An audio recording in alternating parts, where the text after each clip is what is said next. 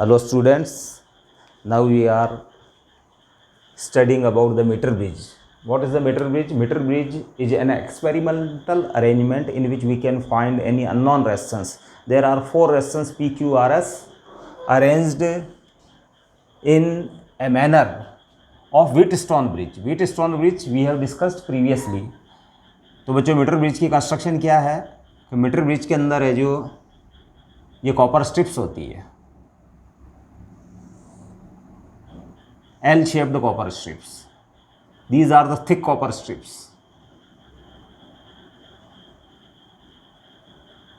ये एक स्क्रू लगा हुआ है यहाँ, इसी टाइप से एक कॉपर स्ट्रिप है जो बच्चों यहाँ भी है।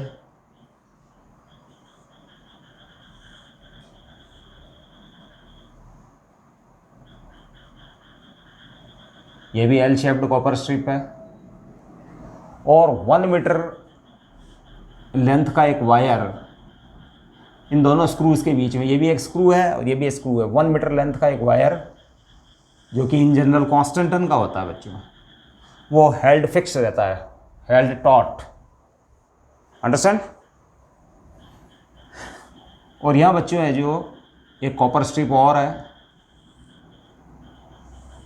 जो आपको 2 गैप्स प्रोवाइड करेगी। It is the central copper strip.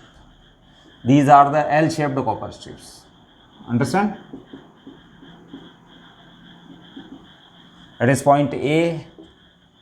This is point B. Understand? Or it is AB. It is central point. आप इसको O ले सकते हो. Understand?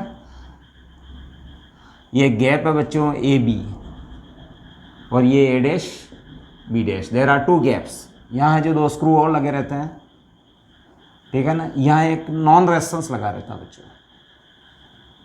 Non resistance it means मैं यहाँ एक रेजिस्टेंस बॉक्स अप्लाई करूँगा. Resistance box small resistance box है जो लेबोरेटरी के अंदर अप्लाई किया जाता है. रेजिस्टेंस के अंदर से आप प्लग्स रिमूव करते हो 1 ओम का 2 ओम का, तो जितना प्लग आप रिमूव करते हो उतना रेजिस्टेंस सर्किट के अंदर है जो आ जाता है. It is the RB. It acts as non resistance. It is the non-resistance. ये नॉन रेजिस्टेंस है. और यहाँ अननोन रेजिस्टेंस लगा रहता है बच्चों, whose value is going to be measured by this instrument. It is unknown resistance. Unknown. Understand? Now this middle point of the central strip, central copper strip का ये middle point एक galvanometer से attach है through a sliding की jockey. It is a jockey. Understand. अब बच्चों यहां ए और बी पॉइंट्स जो हैं ये अटैच है बच्चों एक बैटरी और एक की से, और की है जो उसको ऑन रखा जाता है. यहाँ एक मीटर रूल लगा रहता है बच्चों, एक स्केल लगी रहती है.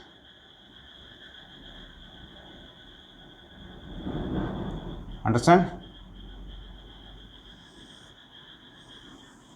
It is a metre scale.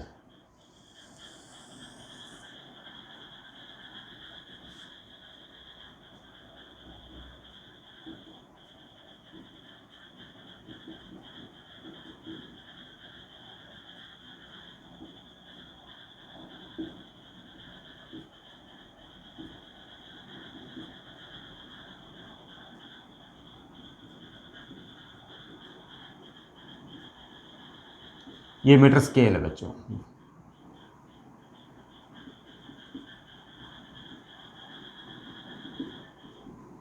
It is a metre scale. Understand. ये एक्सपेरिमेंटल अरेंजमेंट है बच्चों. अब यहाँ कॉपर स्ट्रिप्स, ये L शेप्ड कॉपर स्ट्रिप है बच्चों. एक तो ये वाली कॉपर स्ट्रिप है, एक ये कॉपर स्ट्रिप है और ये कॉपर स्ट्रिप है. It is the central copper strip. ये इसका मिडिल पॉइंट है.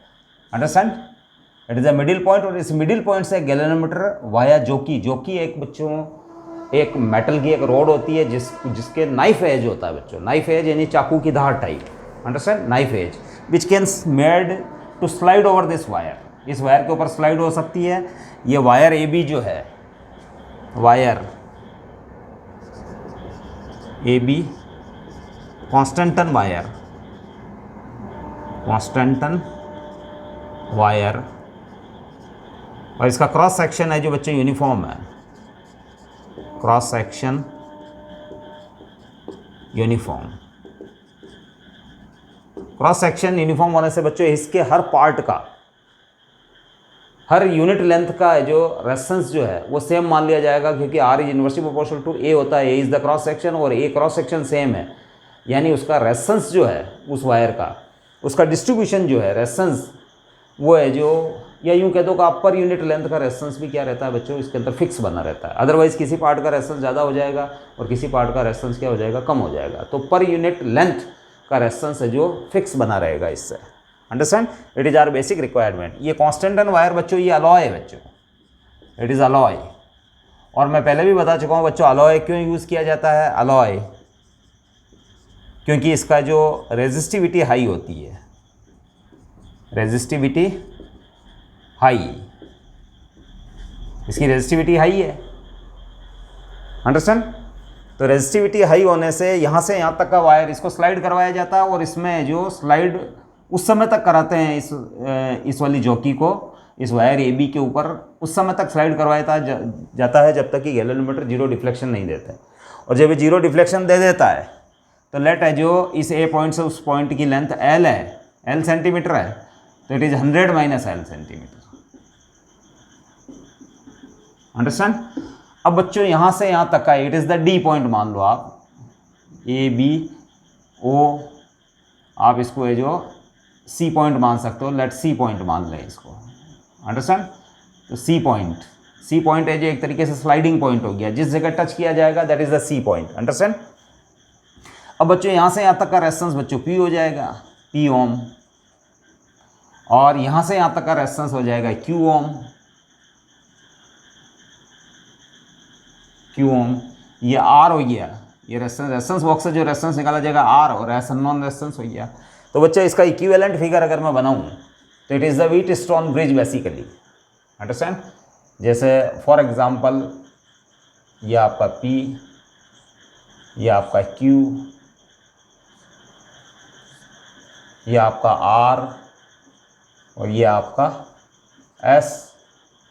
Understand, it is the galvanometer, है ना। और ये आपकी है जो बैटरी, और ये आपकी की। अंडरस्टैंड, तो इट इज़ बेसिकली ये व्हीटस्टोन ब्रिज अरेंजमेंट, है ना। तो बच्चों आप है जो ये मेटल स्ट्रिप्स है, मेटल स्ट्रिप्स क्यों होती है, क्योंकि मेटल स्ट्रिप्स का है जो, मेटल स्ट्रिप क्यों काम में लेते हो, मेटल स्ट्रिप्स जैसे कॉपर या एल्यूमिनियम की हो सकती है बच्चों, ये कॉपर और एल्यूमिनियम की। और ये थिक स्ट्रिप्स है बच्चों, थिक स्ट्रिप्स होने से क्या हो जाता है बच्चों कि मेटल का वैसे ही रेजिस्टेंस है जो कम होता है क्योंकि वो गुड कंडक्टर होता है, और है जो थिक होने से जो बच्चों A cross section large, since A large तो आर है जो क्या हो जाता है स्मॉल, यानी इन स्ट्रिप्स का रेजिस्टेंस सर्किट के अंदर है जो एम्प्लॉयड नहीं माना जाता। ये नेग्लिजिबल रेजिस्टेंस की, ये स्ट्रिप एल शेप्ड स्ट्रिप, ये सब नेग्लिजिबल रेजिस्टेंस की है क्योंकि इनका आर स्मॉल है बच्चों।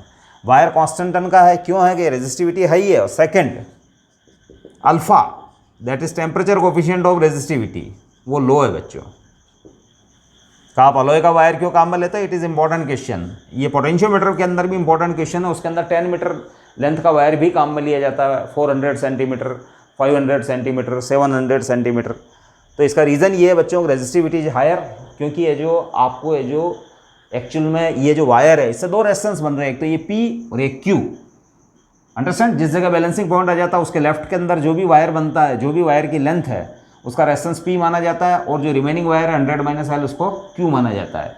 तो our object is to provide sufficient resistance in the circuit. अगर आपने ये कंडक्टिंग वायर काम में ले लिया तो उसका तो रेजिस्टेंस इतना ज़्यादा होता ही नहीं है। अंडरस्टैंड, तो resistivity high it means resistance is high, मतलब आप दो मटेरियल के सेम लेंथ के वायर ले लो, same length same cross section के। अंडरस्टैंड, तो जिस वायर की रेजिस्टिविटी हायर है उसका रेजिस्टेंस भी हाई होगा, length same cross section same material is different, समझ आ रही है। And we know that the resistivity is the property of the material, वो मटेरियल क्या कैरेक्टरिस्टिक है। तो बच्चों ध्यान रखना कि वो दोनों आपकी जो रॉड्स हैं जिनका क्रॉस सेक्शन सेम है, लेंथ सेम है ना, तो जिस मटेरियल की रेजिस्टिविटी हायर है उस मटेरियल की रोड का है जो रेजिस्टेंस भी हायर होगा। अंडरस्टैंड। तो हमारा पर्पज रेजिस्टेंस का है, तो फिर हम है जो ऑब्वियसली है जो ये वायर कांस्टेंट टन का, मैंगनीन का है ना, इनका जो आप वायर ले सकते हो। कांस्टेंट टन यूरो का इसकी रेजिस्टिविटी बच्चों कांस्टेंट टन की है जो होती है 49 into 10⁻⁸ ohm into metre, ohm into metre इसकी रेजिस्टिविटी होती है बच्चों, रेजिस्टिविटी रो अलॉय की। इसकी अलॉय की रेजिस्टिविटी कितनी है 49 इंटू 10⁻⁸ ओम इंटू मीटर इसकी रेजिस्टिविटी होती है। अंडरस्टैंड। अब बच्चों है जो इसके अंदर है जो आप इसको स्लाइड करवाते हैं, स्लाइड करवाने पर बैलेंसिंग पॉइंट मिल जाता है। ये आपका पी का रोल कर रहा है, ये 100 - L लेंथ का जो वायर है इसका जो भी रेजिस्टेंस है वो क्यू का रोल कर रहा है, it is the R and it is the unknown resistance, है ना। तो for null deflection P/Q must be equals to R/S। Understand. P/Q equals to क्या होना चाहिए, R/S होना चाहिए। अंडरस्टैंड। तो इम्प्लाइज S जो है बच्चों वो हो जाएगा R इंटू Q/P। अंडरस्टैंड। तो S equals to R into Q है बच्चों 100 - L, और ये लेट है जो इसकी पर सेंटीमीटर लेंथ का रेजिस्टेंस है R रेजिस्टेंस पर सेंटीमीटर। ये जो वायर है इसकी पर सेंटीमीटर लेंथ का रेजिस्टेंस मैं लेट RCM ले रहा हूं बच्चों, में RCM मैं लिख देता हूं बच्चों, RCM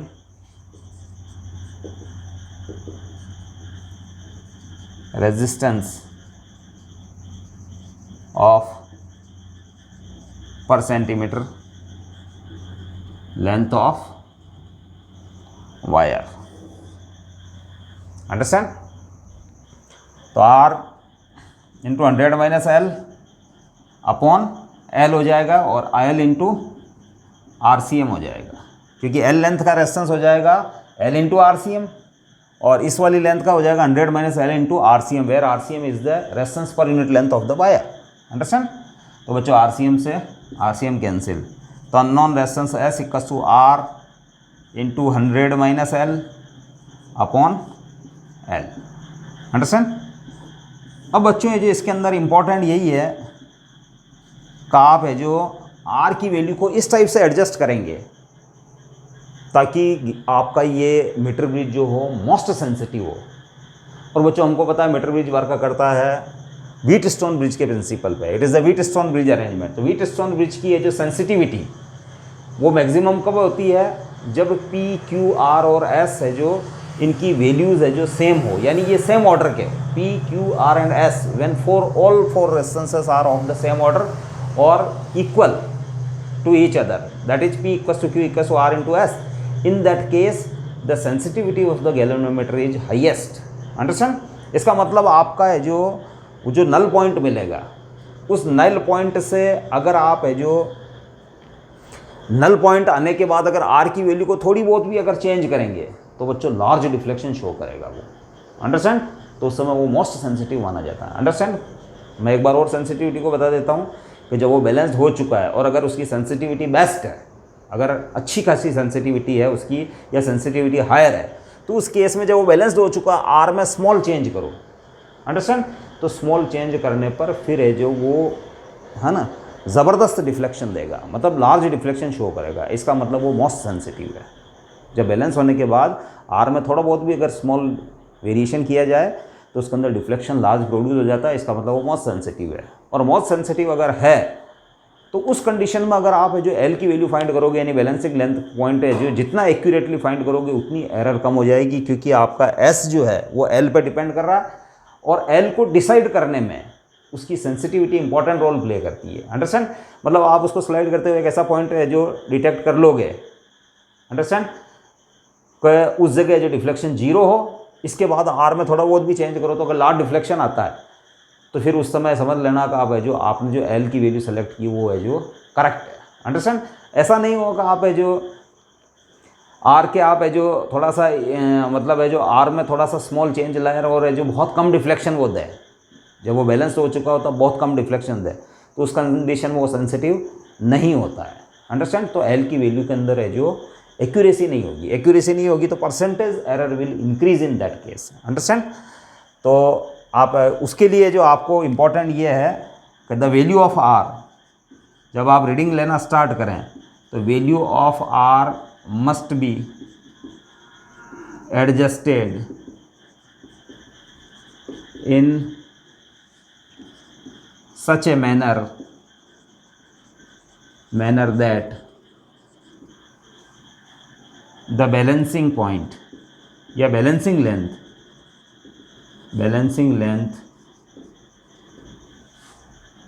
comes in the range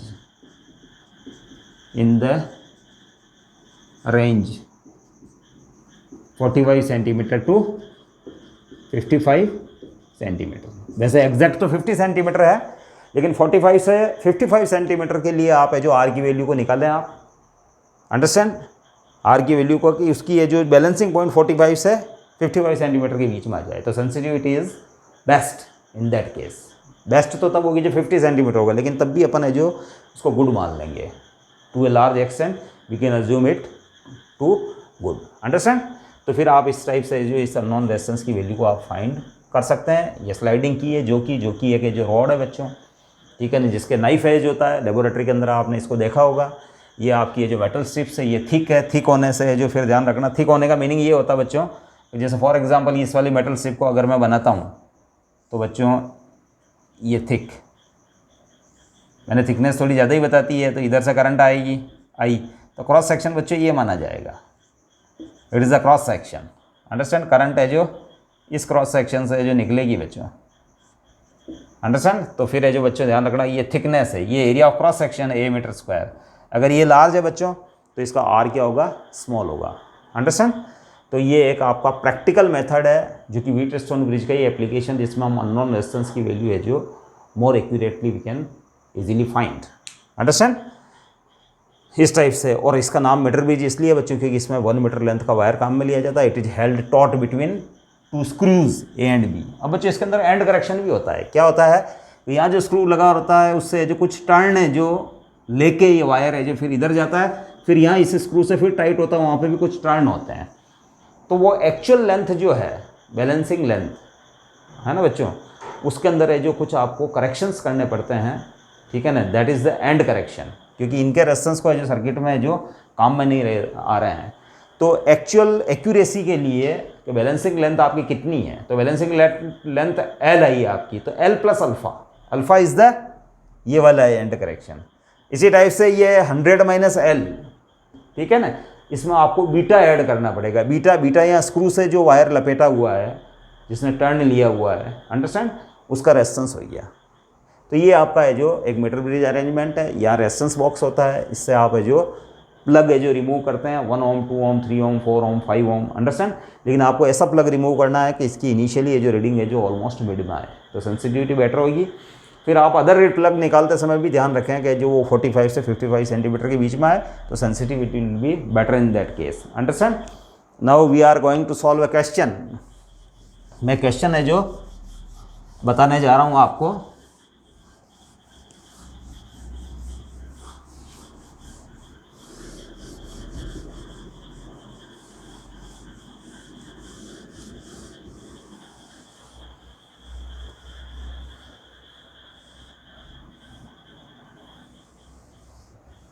मैं यही है जो एक सर्किट है जो अज्यूम कर लेता हूँ। यहाँ एक रेजिस्टेंस में लगा देता हूँ R1 और यहाँ एक रेजिस्टेंस लगा देता हूँ R2। इट इज़ R1 और इट इज़ R2। ये बच्चों हमारी बैटरी आई है और ये हमारा सेल। अंडरस्टैंड। तो क्वेश्चन है, in the given experimental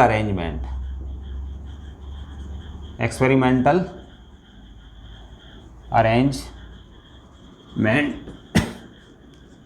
the balancing point, balancing length is found to be 40 centimetre. इस एक्सपेरिमेंट अरेंजमेंट के अंदर ये क्वेश्चन, ये R1 और R2 रेजिस्टेंस है, इसके अंदर बैलेंसिंग पॉइंट है जो ये L जो है बच्चों 40 सेंटीमीटर आती है। If A 10 ohm resistance, 10 ohm resistance is joined in series with R1, यानी इसके साथ सीरीज के अंदर है जो आप है जो एक 10 ओम का रेजिस्टेंस अगर अटैच कर देते हो, then balancing point shifts by 10 centimetre. Understand? यानी 50 सेंटीमीटर हो जाता है। R1 के साथ अगर आप 10 ओम का एक रेजिस्टेंस अटैच कर दोगे तो फिर न्यू बैलेंसिंग लेंथ 50 सेंटीमीटर हो जाएगी, क्योंकि 40 तो ऑलरेडी थी। Understand?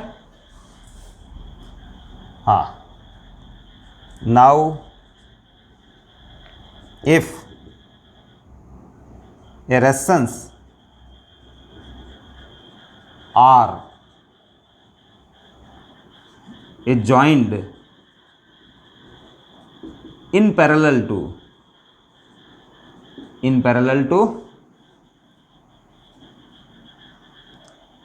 R1 plus 10, then again balancing point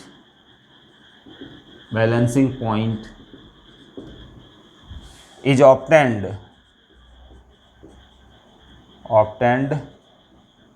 at 40 centimeter. Find the value of R.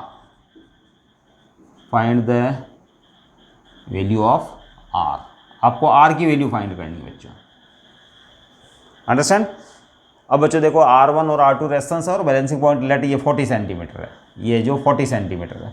इसके बाद R1 के सीरीज में एक 10 ओम का रेजिस्टेंस लगा देंगे, तो फिर है जो ध्यान रखना कि बैलेंसिंग पॉइंट है जो 10 सेंटीमीटर से शिफ्ट हो जाता है, यानी बैलेंसिंग पॉइंट सर्टेनली है जो 50 सेंटीमीटर हो जाएगा बच्चों। क्यों हो जाएगा? क्योंकि P/Q इक्वल्स टू R/S है। जब आप R को बढ़ा रहे हो तो certainly P will change. Understand? तो P पहले 40 था, बैलेंसिंग पॉइंट है जो 40 मिलता था, तो 40 से 50 हो जाएगा। अंडरस्टैंड? ये इसने दिया हुआ है। इसके बाद है जो बच्चों उसने किया है कि R1 + 10 तो ऑलरेडी वो यूज़ कर चुका है। इसके बाद ये R1 + 10 के पैरेलल में एक रेजिस्टेंस R और लगा रहा है। अंडरस्टैंड? और फिर बैलेंसिंग पॉइंट फाइंड कर रहा है, तो balancing point again comes out to be 40 centimetre as in first case. Understand? तो आप उसको R वैल्यू चाहिए, R यानी जब उसने पैरेलल में लगाया है। तो बच्चों इस क्वेश्चन को सॉल्व कर लेते हैं अपन। अंडरस्टैंड? कि initially understand P/Q equals to R/S। तो बच्चों R1/R2 equals to 40/60, that is 2/3। Understand? तो R1/R2 जो है जो इनिशियली ये था बच्चों। इसके बाद है जो when 10 ohm is joined in series to R1, तो फिर हो जाएगा बच्चों R1 + 10/R2। तो बच्चों बैलेंसिंग पॉइंट है जो 10 सेंटीमीटर से शिफ्ट होता है, इसका मतलब पहले 40 था तो 50 हो जाएगा बैलेंसिंग पॉइंट, तो दैट इज 50/50। ये हो जाएगा L1 और ये हो जाएगा 100 - L1। अंडरस्टैंड? तो इट इज़ 1/1। इससे आप है जो R1/R2 + 10/R2 दैट इज 1। अब R1/R2 बच्चों 2/3 है। अंडरस्टैंड? तो इसका मतलब 2/3 + 10/R2 इक्वल्स टू 1। तो इम्प्लाइज, मैं बच्चों आगे यहाँ ऊपर करूँगा,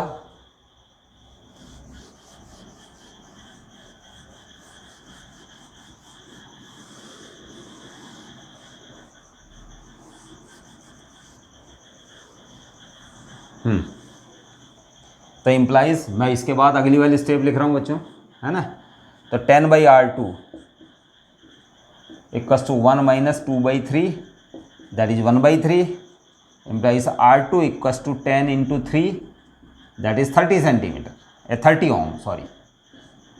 R2 equals to 30 ohm, understand.